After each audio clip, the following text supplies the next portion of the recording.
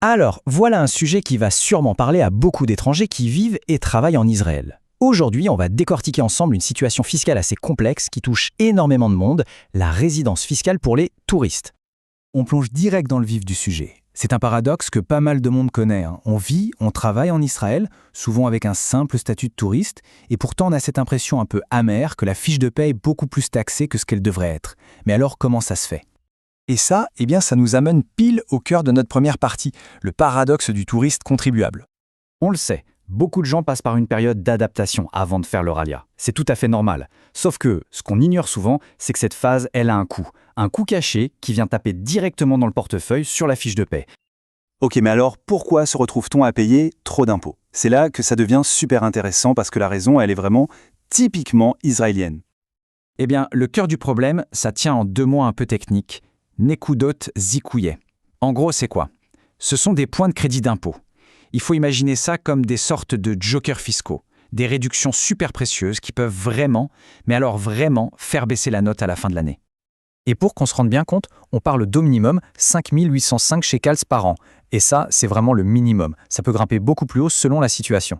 C'est une somme énorme. Et pourtant, plein de touristes passent à côté, souvent sans même s'en rendre compte. Et ça nous amène à cette citation qui est juste incroyable. Elle vient d'un inspecteur des impôts de Jérusalem et elle dit tout. S'il veut les nekudot zikoui, il n'a qu'à faire la alia et devenir israélien. Voilà, c'est une mentalité, une idée reçue complètement fausse, mais qui a la vie dure dans l'administration. Donc, en fait, on est face à un double mur.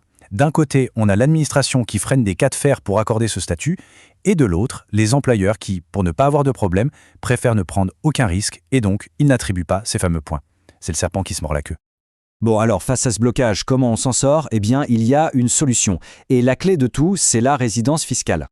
Et là, il faut bien faire la différence, c'est crucial. L'objectif, ce n'est pas forcément de faire son alia et de devenir citoyen, non. La vraie clé du jeu, c'est d'obtenir ce statut bien spécifique de résident fiscal. D'accord, mais alors, concrètement, comment on fait? Comment est-ce qu'on prouve qu'on est bien un résident fiscal, même si on n'a pas le passeport israélien? La réponse, c'est ce que l'administration appelle le test du centre d'intérêt. Le nom peut faire un peu peur, mais l'idée est assez simple en fait. Il faut juste prouver que le centre de gravité de sa vie économique, personnelle, familiale, est bel et bien en Israël. Et ça veut dire quoi, prouver? Eh bien, l'administration va regarder des choses très concrètes. Les trois piliers, en quelque sorte, c'est où est la résidence principale, où se trouve le compte en banque principal, et si on a des enfants, est-ce qu'ils sont scolarisés en Israël? Bien sûr, ils peuvent demander d'autres choses, mais ça, c'est vraiment la base de tout. Ok, imaginons qu'on a réussi. On a monté le dossier, il a été accepté. Quels sont les avantages? Eh bien, ils sont loin d'être négligeables.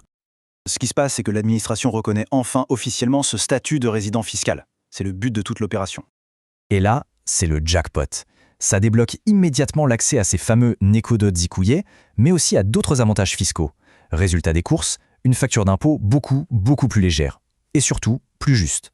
Maintenant, si on prend un peu de hauteur, cette histoire d'impôt, elle nous dit quelque chose de beaucoup plus profond sur la manière dont les choses fonctionnent en Israël. Et ce quelque chose, c'est la négociation. C'est un art de vivre, ici. Ce qu'il faut vraiment retenir, c'est qu'en Israël, presque tout se négocie, y compris avec l'administration. Oui. Connaître la loi, connaître ses droits, ce n'est pas juste pour se défendre. C'est avant tout pour avoir des cartes en main au moment de la négo. Et soyons clairs, ces discussions peuvent devenir un vrai casse-tête. C'est pour ça que la source insiste sur un point. Il est souvent très judicieux de se faire accompagner. Un professionnel, lui, il connaît les rouages, il sait comment parler à l'administration, et il va forcément augmenter les chances que ça passe.